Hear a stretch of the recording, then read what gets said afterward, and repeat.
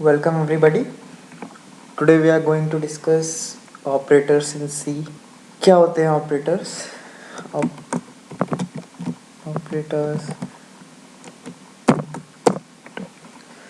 बचपन से ही हम लोग मैथमेटिक्स में ऑपरेटर्स पढ़ते आ रहे हैं. Addition, subtraction, division, multiplication, less than, equal to, greater than, less than equal to, greater than equal to, not equal to, या फिर लॉजिकल होते हैं लाइक एंड होते हैं या और होता है.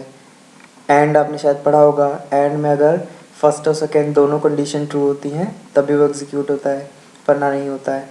और में होता है कि दोनों में से कोई भी एक ट्रू होगी तो भी एग्जीक्यूट हो जाता है. अगर दोनों फॉल्स होंगी सिर्फ तभी एग्जीक्यूट नहीं होगा वो.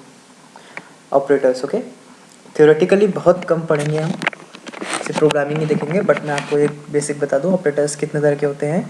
एक होता है arithmetic operators, second is logical operators, and comparison operators. Okay, arithmetic में कौन कौन से आते हैं? इसके अंदर आता है addition, subtraction, okay, multiplication. Multiplication is denoted by asterisk. इसको बोलते हैं asterisk. Asterisk. Okay, this denotes multiplication. इसमें कोई इनटू का साइन नहीं होता जो मैथमेटिक्स में बनाते थे. और डिवीजन के लिए यूज़ करते हैं हम slash. This is division. And इसमें एक और ऑपरेटर होता है जो आप लोगों ने शायद अब तक नहीं पढ़ा होगा. वो होता है मॉड्यूलस ऑपरेटर. ठीक है, इसको डिनोट करते हैं परसेंटेज साइन से. ध्यान रखिएगा. इसके बारे में मैं आपको इस तरह से बताऊंगा आपको कि समझ आ जाएगा बहुत अच्छे से. लॉजिकल ऑपरेटर्स क्या क्या होते हैं? एक होता है एंड, और एक होता है नॉट. ओके, एंड को डिनोट करते हैं डबल एम्परसेंट से. इसको बोलते हैं ampersand. Okay, M percent.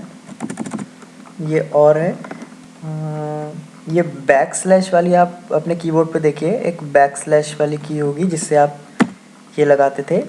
Forward slash नहीं, बैकवर्ड स्लैश. ठीक है, बैक स्पेस के जस्ट नीचे वाली की होगी और आपकी एंटर की है जो रिटर्न की है उसके ऊपर होगी. ठीक है, उसी को शिफ्ट के साथ दबाइए तो ये आएंगे. ये आएंगे दो डंडे जैसे लगते हैं. ये होता है और. सिंगल कभी भी नहीं होते लॉजिकल, हमेशा और एंड डबल ही होते हैं, वरना उसका कुछ और मीनिंग हो जाता है. वो बिटवाइज ऑपरेटर बन जाते हैं, वो हम बाद में पढ़ेंगे. नॉट. नॉट डिनोट करते हैं एक्सक्लेमेशन से. ये तीन होते हैं logical operators. Comparison operators are less than, greater than, less than equal to, greater than equal to, double equal to which stands for equal to, and not equal to. Double equal to का मतलब मैं आपको समझाता हूँ. Mathematics में हम लिखते थे a इक्वल टू 2 तो भी वही काम होता था. a में 2 की वैल्यू चली जाती थी. और जब हम लिखते थे a इक्वल टू b तब a और b को हम कंपेयर करते थे कि a इक्वल टू b है कि नहीं है. c में ऐसा नहीं होता.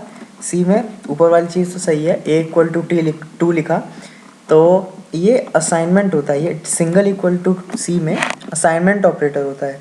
लेफ़्ट जो चीज़ है, लेफ़्ट वाला जो वेरिएबल है उसमें राइट वाली चीज़ असाइन हो जाती है. जैसे कि यहाँ ए है, ए इक्वल टू 2 से ए में 2 की वैल्यू असाइन हो जाएगी. Single equal to is assignment operator. Double equal to, अगर आपको कंपेयर करना है कि ए बी के बराबर है कि नहीं तो उसके लिए डबल इक्वल टू लगता है. Double equal to stands for whether the left hand side is equal to the right hand side और नॉट. तो अगर यहाँ पे ए डबल इक्वल टू 2 लगाते हैं तो ये चेक कर, ये हम ऐसे नहीं लगा सकते, ये अक्सर इफ़ के साथ लगता है. लाइक इफ़ एक डबल इक्वल टू 2 इस तरह यूज़ करते हैं. ये चेक करेगा अगर ए की वैल्यू 2 के बराबर है कि नहीं है. ये ऑपरेटर्स हैं. अब क्विकली हम लोग इनके प्रोग्राम्स बना के देखते हैं. छोटे छोटे प्रोग्राम, बहुत सिंपल. वेरिएबल्स ले लेते हैं बहुत सारे. इंट ए बी सी और result. Result equal to A plus B. Printf, बस परसेंटेज डी रिजल्ट। उसके बाद करते हैं result equal to A minus B, ऊपर वाले चीज़ ही पेस्ट कर देते हैं। एक्चुअली ये पूरी चीज़ कर देते हैं, मैं आपको बताता हूँ मैं क्या करना चाह रहा हूँ। Control plus insert copy and shift plus insert paste, shift plus insert paste, shift plus insert, shift plus insert. Okay, सबसे पहले हमने एडिशन किया, उसके बाद यहाँ करते हैं सब्ट्रैक्शन, यहाँ करते हैं मल्टीप्लिकेशन, डिवीजन, और यहाँ करते हैं मॉड्यूलस। अब ए बी सी को वैल्यू असाइन कर देते हैं। सी की ज़रूरत नहीं है मेरे ख्याल से, हमें सी हटा देते हैं। ए बी और रिजल्ट, दो वैल्यूज़ और एक रिजल्ट। अरिथमेटिक ऑपरेटर्स देख रहे हैं बहुत जल्दी। A equal to 5, B equal to 3। अब देख रहे होंगे एक ही है रिजल्ट और उसको हमने बार बार यूज़ किया है, कुछ एरर आएगी? कोई एरर नहीं आएगी।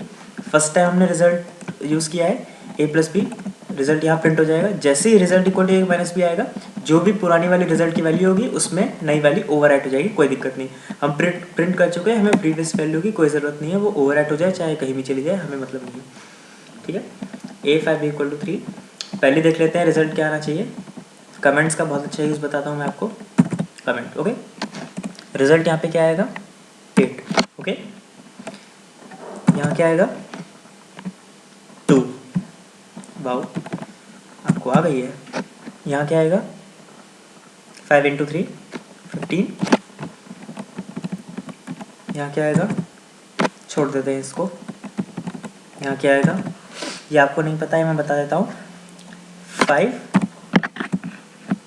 Modulus 3, modulus means remainder. बहुत सिंपली समझें, 5 को 3 से डिवाइड करेंगे तो रिमाइंडर कितना आएगा वो रिजल्ट होगा। 5 को 3 से डिवाइड करेंगे, 3 1 टाइम से आएगा, 3 1s are 3, रिमाइंडर बचेगा 5 माइनस 3 इक्वल टू 2। इसका आंसर आएगा इक्वल टू 2। ओके, हमने कहीं भी स्लैशन नहीं लगाया, स्लैशन लगा देते हैं, न्यू लाइन कैरेक्टर, ताकि different input output different lines में आए। रन करते हैं बिना टाइम वेस्ट किए, कंट्रोल प्लस F9। 8 2 15 1 2, 8 2 15 1 और 2, बाकी सब ठीक है। ये मैंने इसलिए छोड़ा था, एक बहुत इंपॉर्टेंट चीज़ बताता हूँ डेटा टाइप्स के बारे में। इंटीजर डेटा टाइप, इसका ड्रॉबैक ये है, डिवीजन में आप इसको नहीं यूज़ करें तो अच्छा है। ये क्या करता है, अगर दोनों वैल्यूज़ कम्प्लीटली डिवाइड नहीं हो रही हैं तो वो जो डेसिमल आता है, डेसिमल के पहले वाली जितनी वैल्यू होती है, इंटीजर वैल्यू होती है, सिर्फ उसी को शो करता है। उसके बाद वाली वैल्यूज़ को ट्रंकेट कर देता है। Truncate, spelling is truncate. Okay, sorry truncate, हाँ दिस ट्रंकेट मीन्स मतलब उसको इग्नोर कर देगा, उसको जाने देगा। तो तभी आपने देखा होगा 5 डिवाइडेड बाई 2 कितना होता है? 5 divided by 3, sorry it's 1 point something. Okay, लेकिन इसने से 1 दिखाया, क्यों? 1 पॉइंट के आगे जो भी आया उसको उसने हटा दिया, सिर्फ डेसिमल के लेफ्ट वाला जो है इंटीजर वैल्यू 1 उसको रहने दिया। ठीक है, ये इसकी तो इसलिए आप इसके लिए नहीं यूज़ करें तो अच्छा है, इसलिए वहाँ पे 1 आया था। आप वैल्यूज़ चेंज करके देख सकते हैं। इसको 15 लेंगे अगर, तो बाकी सारी वैल्यूज़ पे ध्यान मत दीजिएगा, हमें उनसे मतलब नहीं है। हमें सिर्फ डिवीजन यानी कि सेकेंड लास्ट जो है 2, हाँ सेकेंड लास्ट पे ध्यान देना है। 15 बाई 3 इज़ 5, 3 5s are 15, तो वो 3 आएगा, 5 आएगा, सॉरी देखिएगा, second last value is 5। Okay, last value is 0, क्यों? क्योंकि 15 मॉड्यूलस 3 कम्प्लीटली डिवाइड हो जाता है, 3 5s are 15, reminder is 0। Okay, that's why it is 0। तो इसको वापस से 5 कर देते हैं ताकि बाकी वैल्यूज़ हमारी गलत ना हो, और यहाँ पे लिख देते हैं 1, यहाँ पे लिखा है 2, इसको हम हटाते नहीं हैं। अब आते हैं लॉजिकल ऑपरेटर्स पे, नहीं आप पहले कंपैरिजन कर लेते हैं। कंपैरिजन ऑपरेटर्स बहुत सिंपल है।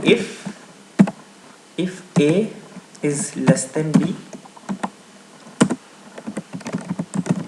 printf a is less than b। Okay, ये आपने इफ एल्स अभी नहीं पढ़ा होगा शायद। ये सिंपली चेक करेगा, इफ़ का हिंदी में मतलब होता है अगर a की वैल्यू b से छोटी है, ए की वैल्यू असल में 5 है और बी की 3 है, तो हम उल्टा कर देते हैं, वैसे अभी नहीं करते हैं इसका। तो अगर ए की वैल्यू बी से छोटी है तो ये प्रिंट हो जाएगा, अदरवाइज कुछ भी नहीं होगा। तो हमें पता है कि यहाँ ए की वैल्यू 5 है, बी की वैल्यू 3 है, जो कि कंडीशन फॉल्स है, तो प्रिंट एफ नहीं होगा। तो रन करके देखिएगा, कुछ नहीं आया। ओके, कंपैरिजन ऑपरेटर चेंज करते हैं, ए ग्रेटर देन बी करते हैं।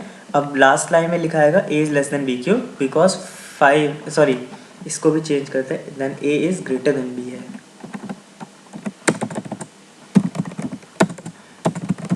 Greater than B, A is greater than B. Okay, I hope आपको समझ आ गया होगा। आप ए और बी के टर्म्स में नहीं ज़रूरी है कि लिखे रहने दें। Percentage D is greater than percentage D, इन जगह पे इंटीजर्स आ जाएंगे। कौन कौन से इंटीजर्स आएंगे? A and B. ओके, अब लिखा आएगा वहाँ पे 5 is greater then 3, 5 is greater then 3। Okay, उसी तरह आप डबल इक्वल टू यूज़ कर सकते हैं।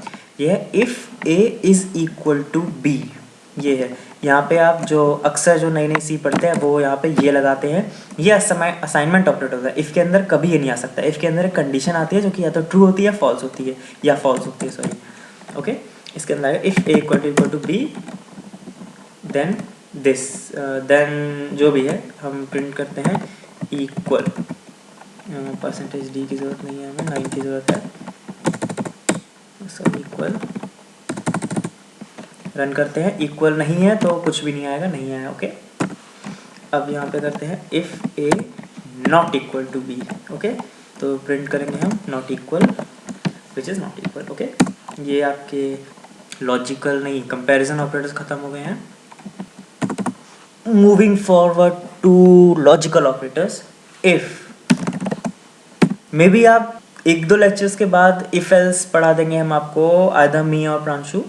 उसके बाद आप इस लेक्चर पे वापस आएंगे, आपको इफ़ एल्स बिल्कुल क्लियर हो जाएगा। उसके बाद आपको ये और भी क्लियर हो जाएगा, या फिर इसी लेक्चर को दोबारा पढ़ेंगे। ए इज़ लेस देन 10। सपोज़ कीजिए हमें 2 कंडीशंस एक साथ चेक करनी है। कोई एक लिमिट है, जैसे कि ए की वैल्यू 0 से 10 के बीच में होनी चाहिए। तो आप क्या करेंगे? इफ़ 0 से 10 के बीच में, देन आप करेंगे if A is greater than 0 and space दे दीजिए, and A is less than 10।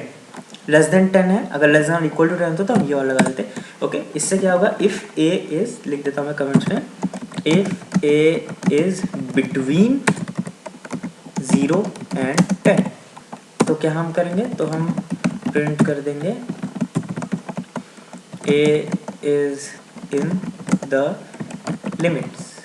Okay, याद करिए ए की वैल्यू 5 है यहाँ पे। मैं आपको दिखा देता हूँ एक बार फिर से। ए की वैल्यू 5 ली थी हमने, ये देखिए। बी की 3 ली थी। अभी रिजल्ट से कोई मतलब नहीं है, तो ये प्रिंट हो जाएगा ए इन द लिमिट्स, क्योंकि है तो यही प्रिंट होने वाला है। नॉट इक्वल के बाद A is in the limits, equal के बाद A is in the limits, slash n नहीं लगाया है। Okay, A is in the limits. उसी तरह अब अगर चेक करना होता, कोई स्ट्रिक्ट नहीं है ज़रूरी। हम चाहते हैं कि नेगेटिव वैल्यू ना हो, तो हम क्या करेंगे? और ज़रूरी नहीं है कि 10 से छोटा हो, मतलब 10 से छोटा हो तो बहुत अच्छा है, ना हो तो भी चलेगा। कोई एक वैल्यू अगर ट्रू होनी चाहिए, ज़रूरी नहीं कि दोनों हो तो बहुत ही अच्छा, वरना भी काम चलेगा। तो हम और लेते, सॉरी और के लिए नहीं, तो और के लिए ये होता है। और if A is greater than 0 और ए इज़ लेस देन 10, तो भी प्रिंट हो जाए। तो ये प्रिंट नहीं होगा, तो जस्ट कुछ भी नहीं, हम हेलो प्रिंट कर देते हैं, हेलो। ओके, और मेरे ख्याल से ए ग्रेटर दैन 0 है यहाँ पे, क्योंकि ए की वैल्यू 5 है, 5 0 से बड़ा होता है। वैसे दोनों ही सही हैं, तो प्रिंट होगा हेलो। ओके, अभी सिर्फ लास्ट लाइन पे ध्यान दीजिएगा। हम एक कंडीशन इसमें गलत कर देते हैं। If A is greater than 0 रहने देते हैं, ए को नई वैल्यू दे देते हैं, पुरानी वाली वैल्यू ओवरराइट हो जाएगी। ए को दे देते हैं, ए को -10। अब ए की वैल्यू ग्रेटर दैन 0, ये गलत हो गई। ए की वैल्यू लेस देन 10, ये सही है, ये ट्रू है अभी, इसलिए फिर से हेलो प्रिंट होगा। Okay, hello. सो ये आपके ऑपरेटर्स थे, अरिथमेटिक, लॉजिकल एंड कंपैरिजन। तो आई होप आपको समझ आ गया होगा। अगर नहीं भी आई कोई चीज़ तो आप वेबसाइट पे जाके या हमारे यूट्यूब चैनल पे जाके कमेंट कर सकते हैं या कोई भी क्वेश्चन पूछ सकते हैं या फिर इस वीडियो को ही दोबारा देख सकते हैं। Thank you for watching.